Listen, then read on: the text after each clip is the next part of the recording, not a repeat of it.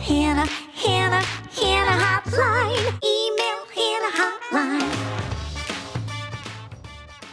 Hey, big fucking dreamers. So pumped to be here with you today. And this is a bit of a bittersweet episode.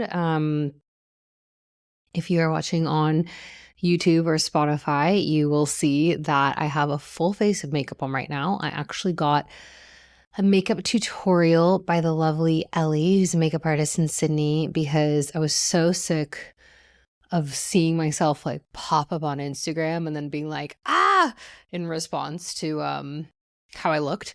So I got a makeup tutorial. She helped me with all my lighting. So the podcast is having a glow up right now, which is great. And so today I am kind of freeballing it right now in terms of what I talk about. And I know that I've got a few different things to talk about, but we're really going to talk about, how to give yourself permission to do less and to slow down. And that being said, you will notice that today, the Big Fucking Dreams banner, we've officially changed and fully rebranded to Hannah Hotline. And that is in the season of doing less. So a few big things are happening right now. So one is that I started doing Hannah Hotline, which, really the Daily Telegraph picked up, and now that's a column in the Daily Telegraph every other week. And writing that column has been so amazing, an absolute dream come true. But it does take a lot of time. So it takes me about 6 hours to write a column, and that's just to write. That's not to research. That's not to record the podcast. Researching and recording. Researching takes about 1 to 2 hours per episode. And then we've got recording, we've got setup. Now I've got my full glam. And when I took on the column, I didn't drop anything else. So it was just like trying to fit everything in my life. And I just realized that actually it's such a big commitment, but something else has to give. And the reason that something else has to give as well is because I'm going into a new season of life. So I am currently pregnant, which is just, the most amazing thing ever. And if you've listened to any of my podcasts before, you'll know that I definitely didn't enter into pregnancy and motherhood lightly. I did a lot of exploration in therapy with my sponsors and various 12-step fellowships with my husband, just making sure that this is something that I really wanted for my life, something that I didn't. And I knew that my husband really wanted a child. And I also didn't want to make this decision just because he did, because it's, it's such a big change. And I'm so happy with it. That's not to say that I haven't had my ups and downs. I think I'm really blessed in terms of what's happened physically. Like I've had a pretty easy pregnancy physically, like there's been no vomiting. Like I haven't really experienced a lot of fatigue. So I'm still working out, 4 times a week. I'm still doing all my work. But that being said, I was starting to look at my schedule and what was coming up and really looking at prioritizing my business.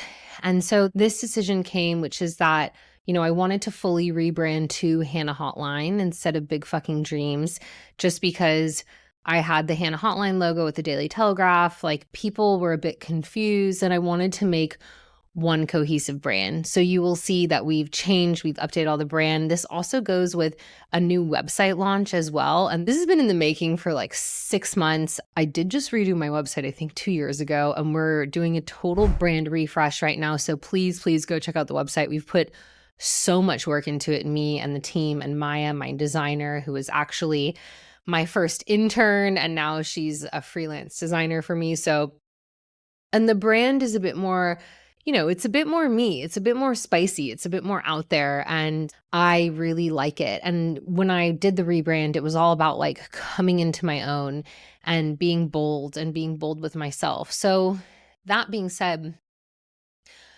I've just done a business analysis, while I'm recording, it was the new financial year. And I was looking at all the different commitments. as well as where I want to go and, what I want to focus on for the next 6 months, and really what I want to focus on into the future. And what I do want to focus on is, still doing groups, still doing one-on-one, but I also really want to build the B2B side of my business, which is like going consulting to corporates, going giving talks. Like public speaking for me is just something that I absolutely love doing. And I love being in person with people. There's a lot of what I do on my own. I mean, you'll see if you're watching on YouTube and some of the angles, like Apollo's on my lap right now, but it's just like me and Apollo. Apollo's like barking his head off half the time. That's why he's sitting on my lap, because he's very calm on my lap. That is something that I really want to develop. And because of that, I was looking at all the things that I do in my business, and there's so much, especially for me being a solo operator. I have 2 contractors. I have May, my editor, and then I have, Angel, my assistant, and then I've got Maya, my designer. So I actually have 3 contractors. But a lot of the time, it does fall on me. And I was looking at the podcast and just thinking that, doing the Hannah Hotline article and also or column, and then recording the podcast and doing the other Big Fucking Dreams podcasts every other week, it was starting to get a lot just in terms of the hours, the volume, the cost associated as well. My podcast is one of my biggest expenses. And I have decided that I'm going to let the Big Fucking Dreams episodes go. So that's the episodes every other week, where I'm just doing a topic of my choosing. So Hannah Hotline will still remain, which is, the career advice column. You can always write into me if you want a topic covered, hello@hannahkissel.com. So if you're like, oh no, I love those other episodes, then just write into me about what you want to hear and I will definitely talk about it. But it was interesting because the reason that I'm really doing this is to make space for other things in my life. And initially, one of my mentors was asking me about it and saying, like, can you record the podcast every other week? And I was just like, no. Like right away, it's like, no, I can't drop anything. And then I started to really dig into it. And I was like, well, you know what? Maybe I could, because the podcast in itself, it really requires an entirely separate strategy for growth. And that's really not something that I've dedicated time and effort to. But I love being here. I love hearing from people. It's been, it has been a real mainstay of mine in my business and also a dream of mine. I think for the long term, it is something I want to, I want to keep going. But at the pace that it's going, I couldn't really keep up with it. And so one of my mentors asked me, like, well, what if you did this every other week? And then I was like, you know what? Maybe that actually is a good idea. Maybe I actually could do it every other week. What would that look like?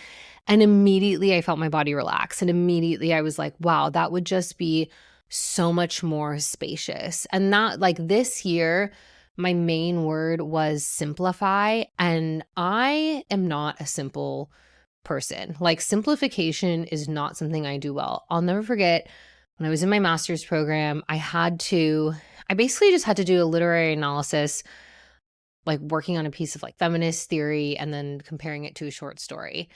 That was the assignment. And instead of that, I remember I read 3 different novels. One of them was like 1,000 pages. I brought in all of these different works and I showed it to my professor and he was kind of like, what are you doing? This is like a PhD dissertation. Like, you just had to use that short story. Like, why did you use all these other works? And I was like, I don't know. I just felt like I should. And so I'm like, that is my tendency to really just overcomplicate, over strategize. And it's, it's a part for those of you that know internal family systems therapy or you're in my coaching practice. It's a part of me. It's a part of me that wants to be seen as competent. It's a part of me that wants to be seen as capable. Like, my biggest fears are like being ordinary and being stupid. And these parts are like go overactive and try to over strategize and over deliver versus really looking at, well, what's working? How can we make it as simple as possible?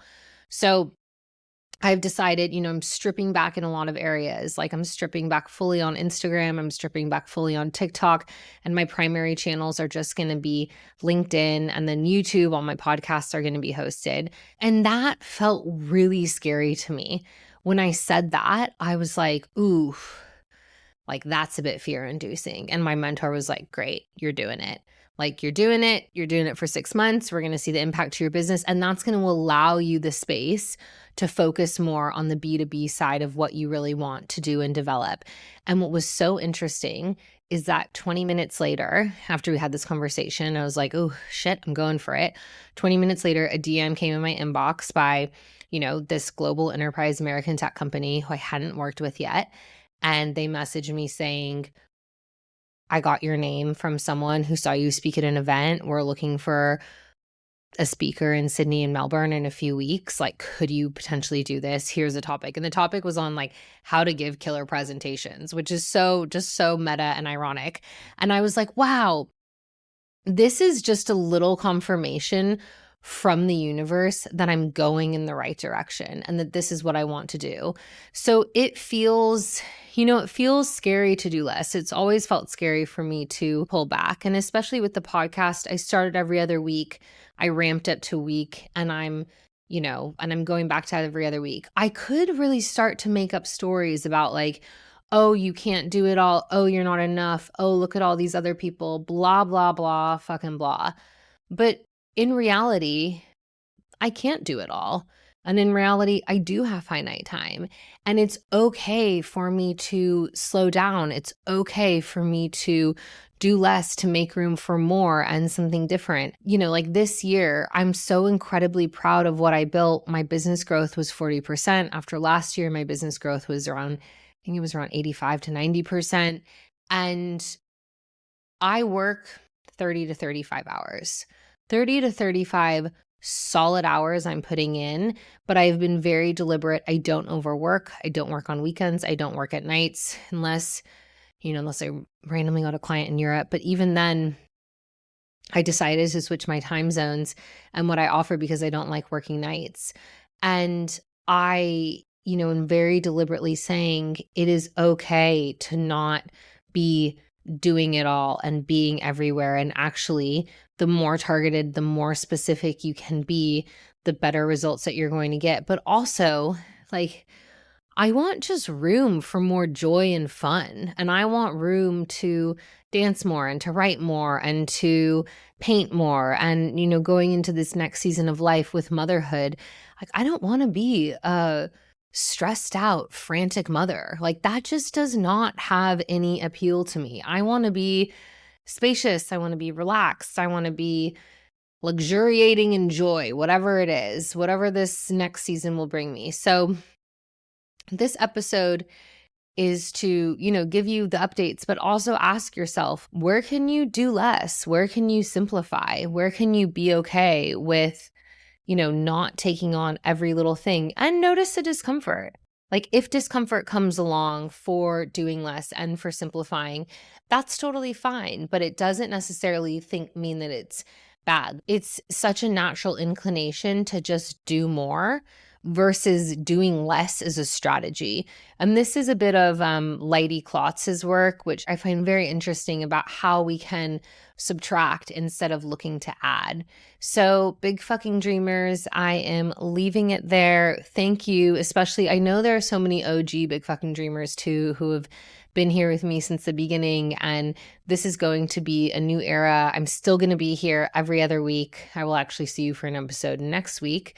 And I just thank you all for the love and the support and for just being, a part of this community that you're in and changing yourself so that you can hopefully change others and make the world a better place. So thank you so much, and I will see you next week. Hannah Hotline. Email her and you'll be fine. When your brain goes bing, bang, bonka, bing, boom. Email Hannah Hotline. Hannah Hotline is sponsored by Dominique Jingles, where quirky, clever and corporate branding is reimagined. DM Dominique on Instagram at Dominique Jingles or email dominiqueenglish04@gmail.com.